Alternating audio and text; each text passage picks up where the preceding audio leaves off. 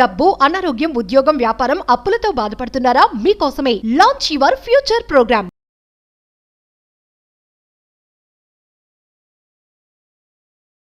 అమెరికాలో పౌరసత్వం పొందడం ఒక కళ. ఇప్పుడు గ్రీన్ కార్డుకి సంబంధించి కొత్త నిబంధనలు వస్తాయనే ప్రచారం, అలానే అన్నీ సక్రమంగా జరిగితే జన్మతః వచ్చేటువంటి పౌరసత్వానికి సంబంధించిన కొత్త కండిషన్స్ని డొనాల్డ్ ట్రంప్ ప్రభుత్వం ఈ రోజు నుంచి అమలు చేయాల్సింది. కానీ అనివార్య కారణాలు, రకరకాల పరిస్థితుల నేపథ్యంలో ఇవన్నీ కూడా వాయిదా పడుతుంది. తాజాగా పౌరసత్వం విషయంలో వస్తున్నటువంటి కొత్త చర్చలు, నిబంధనలు ఏంటి? అమెరికాలో ఉండాలనేటువంటి కళ ఇంకా ఉందా, ఆవిరైపోయిందా? ఈ అంశాన్ని విశ్లేషించే ప్రయత్నం చేద్దాం. మనతో పాటు అమెరికన్ లా రీసెర్చర్ సాయి శ్రీనివాస్ గారు ఉన్నారు. సాయి శ్రీనివాస్ గారు నమస్తే. నమస్తే సార్. సాయి శ్రీనివాస్ గారు, ఏంటి ఈ రోజు నుంచి యాక్చువల్గా అయితే ఈ జన్మతః వచ్చేటువంటి పౌరసత్వం విషయంలో ట్రంప్ ప్రభుత్వం ఆశించిన విధంగా అన్ని నిబంధనలు అమలై ఉండాల్సింది. బట్ ఆ పరిస్థితి లేదు. గ్రీన్ కార్డు గురించి కొత్త చర్చ జరుగుతుంది. ఏంటి తాజా పరిస్థితి?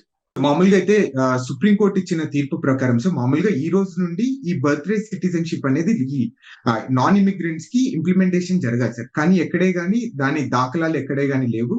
సో అది ఒక one of the positive news అని అయితే మనం అనుకోవచ్చు.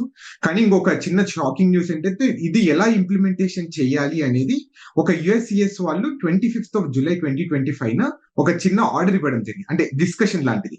ఇప్పుడు నార్మల్ గా ఫారిన్ డిప్లొమాట్స్ కి ఇప్పుడు నార్మల్ గా ఇండియా నుండి వచ్చి ఇక్కడ ఇండియన్ ఎంబసీలో వర్క్ చేసే వాళ్ళందరికీ ఇక్కడ ఒకవేళ వాళ్ళ పిల్లలు పుడితే ఎలా వాళ్ళకు పౌరసత్వం రాదో అలాంటి పరిస్థితులే సేమ్ మనకు కూడా పెట్టాలని వాళ్ళు ఒక ఆలోచనలో ఉన్నారు. అంటే ఫర్ ఎగ్జాంపుల్ అమ్మకి ఒకవేళ H4 వీసా మీద ఉన్నానుకో, డిపెండెంట్ వీసా మీద ఉన్నానుకో, అదే వీసా పిల్లలకు వచ్చేస్తాడని. సో అలాంటి ఒక చిన్న డిస్కషన్ జరుగుతుంది. బట్ ఎక్కడే కానీ ఇంప్లిమెంటేషన్ జరగడం లేదు. కాబట్టి యాజ్ ఆఫ్ నో మనకు ఒక భారతీయులకు మాత్రం అంటే ప్రపంచ దేశాలకు మాత్రం ఒక మంచి పాజిటివ్ న్యూస్ సార్. రైట్. దీనికి సంబంధించి ఏంటంటే ఇప్పుడు గ్రీన్ కార్డు కొత్త నిబంధనలు వస్తాయి. గ్రీన్ కార్డు 7 ఏళ్ళు ఉంటే కనుక అమెరికాలో గ్రీన్ కార్డుకి అర్హులు. ఇప్పుడే వెయిటింగ్ లిస్ట్ అంటున్నారు. మళ్ళీ కొత్తగా ఇదొక చర్చ నడుస్తుంది. ఒక సెనేటర్ దీన్ని పార్లమెంట్లో ప్రవేశపెట్టారు అనేటువంటి డిస్కషన్ నడుస్తుంది. ఏంటి దీని వెనక ఉన్నటువంటి రీజన్స్?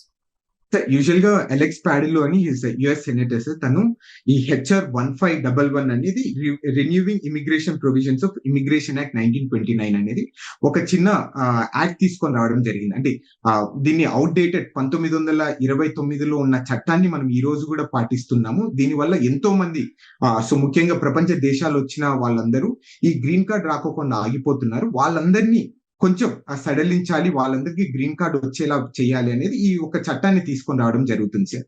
అంటే దీంట్లో ఏం లేదు సార్, ఒక 5-6 కండిషన్స్ పెట్టడం జరిగింది.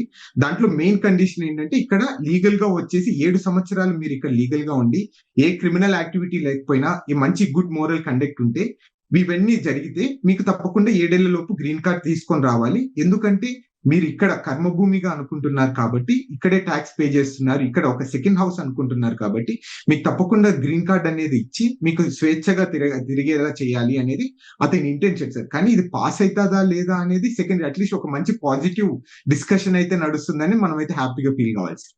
కానీ అంటే ఇది ట్రంప్ ప్రభుత్వం ఇప్పటివరకు అనుసరిస్తున్న పాలసీలకు భిన్నంగా ఉంది ఈ వాదన.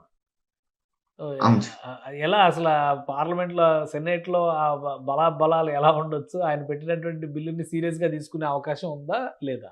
అంటే so let me tell you ఇంకొక సీక్రెట్ విషయం ఏంటంటే సార్, ఇది ఆల్రెడీ September 2022 ఆల్రెడీ ఈ బిల్ అనేది ఇంట్రడ్యూస్ చేయడం జరిగింది. సో ఆ రోజు పాస్ అయిందో లేదో కానీ మళ్ళా సో ఈ రోజు ఒక చిన్న ఆర్గ్యుమెంట్ తీసుకొని రావడం జరుగుతుంది. అంటే ఎందుకంటే ఇది ఒక మీకు తెలిసిందే కదా సార్, అంటే బిల్ పెట్టినంత మాత్రాన పాస్ అవుతుందా లేదా అనేది so which is completely different scenario. అక్కడ ఉన్న రిప్రజెంటేటివ్స్ ఎలా ఫీల్ అవుతారు, ఏంటి దీని పరిస్థితులు ఏంటి, మనం అంటే ఏదో ఫర్ ద సేక్ ఆఫ్ ఒక చిన్న మంచి గుడ్ న్యూస్ గా మనం ఒక ట్రీట్ చేయాలి తప్ప దీనికి మనం వేరే ఆర్గ్యుమెంట్ చేయకూడదు అయితే నేను అనుకుంటున్నాను. స్లోగా పాలసీ విషయంలో కొంత మెల్ట్ అవుతున్నారని అనుకోవచ్చా? ఎందుకంటే ఇండియన్స్ అనే కాదు, ఇమిగ్రెంట్స్ ద్వారా అమెరికన్ ఎకానమీ చాలా బూస్ట్ అవుతుంది అనేటువంటి అభిప్రాయాలు ఇప్పటివరకు ఉన్నాయి. సో అదే తరహాలో మరొకసారి ఫస్ట్ అధికారంలోకి వచ్చి బాధ్యతలు తీసుకున్న మొదటి 6 నెలలు గట్టిగా పట్టు బిగించారు. ఇప్పుడు కొంత సడలిస్తున్నారు, మెత్తపడుతున్నారని అనుకోవచ్చా? అది కూడా మనం అనుకోవచ్చు సార్. ఎందుకంటే వన్ ఆఫ్ ద రీజన్ ఏంటంటే ఈ F1 వీసాస్ కూడా మీరు చూసుకుంటే సుమారు 70% మంది స్టూడెంట్స్ వచ్చే వాళ్ళు చాలా తగ్గిపోవడం జరిగింది. అంటే వీళ్ళందరూ మనమంతా ఈ యూనివర్సిటీస్ కి మెయిన్ గా మనము అంటే సో మిల్కింగ్ కౌ లాంటి సార్. అంటే మనం డబ్బులు తెచ్చే వాళ్ళం ఎప్పుడు అంటే సుమారు కొన్ని వందల కోట్ల డబ్బులు మనం యూనివర్సిటీస్ కి ఇస్తున్నారు. అది తగ్గిపోవడం కూడా వన్ ఆఫ్ ద రీజన్. అట్లనే H1B వీసా హోల్డర్స్ కానీ వీళ్ళందరూ కొంచెం ఎందుకో భయాందోళనకు చెందుతున్నారు సార్. అంటే మనం ఇక్కడికి వచ్చి సెటిల్ కావచ్చా లేదా, మన పరిస్థితి ఏంటి? మనం ఇందాక అనుకుంటున్నాం సుమారు గ్రీన్ కార్డ్ రావాలంటే కొన్ని సంవత్సరాలు 10,000 సంఖ్యల సంవత్సరాలు పడుతుంది అని. అట్లనే సుమారు 13 లక్షల మంది ఇంకా గ్రీన్ కార్డ్ ప్రాసెస్ లో ఉన్నారు. అంటే సబ్జెక్ట్ టు ద కరెక్షన్ 10 లక్షల మంది, కోటి మందో 1,30,00,000 మందో అంతమంది గ్రీన్ కార్డ్ ప్రాసెస్ లో ఉన్నారు. సో వీళ్ళందరి పరిస్థితి బట్టి కూడా మనం ఒకసారి వీళ్ళు కూడా ఒక పాజిటివ్ సెన్స్ అయితే తీసుకుంటారని అయితే నేను అనుకుంటున్నాను సార్. రైట్. అంటే ఇంకా కొంత సమయం పట్టొచ్చు ఇవన్నీ డిసైడ్ అవడానికి. మొత్తం మీద అమెరికాలో ఉండే వాళ్ళకి గ్రీన్ కార్డు అలానే సిటిజన్షిప్ అనేది ఒక పెద్ద డ్రీమ్గా కనిపిస్తాయి. ఈ బిల్లు వలన కానీ లేదా ప్రభుత్వం అనుసరిస్తున్నటువంటి విధానాల వల్ల కానీ కొంత సడలింపు వస్తుంది రాను అని అనుకోవచ్చా? సార్ అంటే సడలింపు వస్తుందా రాదా అని కాదు సార్. అంటే ఇది ఆల్రెడీ వెల్ ఎస్టాబ్లిష్డ్ రూల్స్ ని ఈ రోజు అవన్నీ రివైవ్ చేసి ఈ రోజు ఇంప్లిమెంటేషన్ చేయడానికి ట్రై చేస్తున్నారు సార్. అంటే ఎక్కడే కానీ ఇప్పుడు మామూలుగా ఎప్పుడు నుండో ఉంది సార్. ఇక్కడ నార్మల్గా మనం చాలాసార్లు డిస్కస్ చేసి పార్ట్ టైం ఇల్లీగల్ గా చేస్తే తప్పకుండా మీ సిరీస్ అనేది టర్మినేట్ అవుతుంది, వీసా రివోక్ చేసే అవకాశం. ఈ రోజు అది ఇంప్లిమెంటేషన్ చేస్తున్నారు. అంతే, రూల్స్ ఎక్కడే కానీ వాళ్ళు చేంజ్ చేయడం లేదు, ఏం చేయడం. వాళ్ళు రూల్స్ ఆల్రెడీ ఉన్నదాన్ని అంటే వాడని రూల్స్ దాన్ని బయటికి తీసుకొని వస్తున్నారు.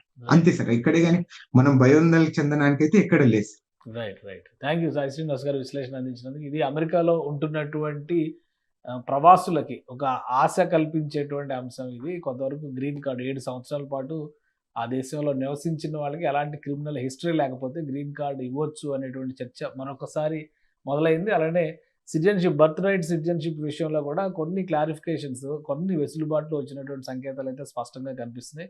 సో రాబోయే రోజుల్లో అమెరికా డ్రీమ్ అనేది మరొకసారి ఫ్లరిష్ అవుతుందా అని అనిపిస్తుంది. దీన్ని బట్టి చూస్తే అది సాయి శ్రీనివాస్ గారు చేసినటువంటి విశ్లేషణ బట్టి మనం అర్థం చేసుకోవచ్చు. ఇది స్పెషల్ డిస్కషన్. Keep watching.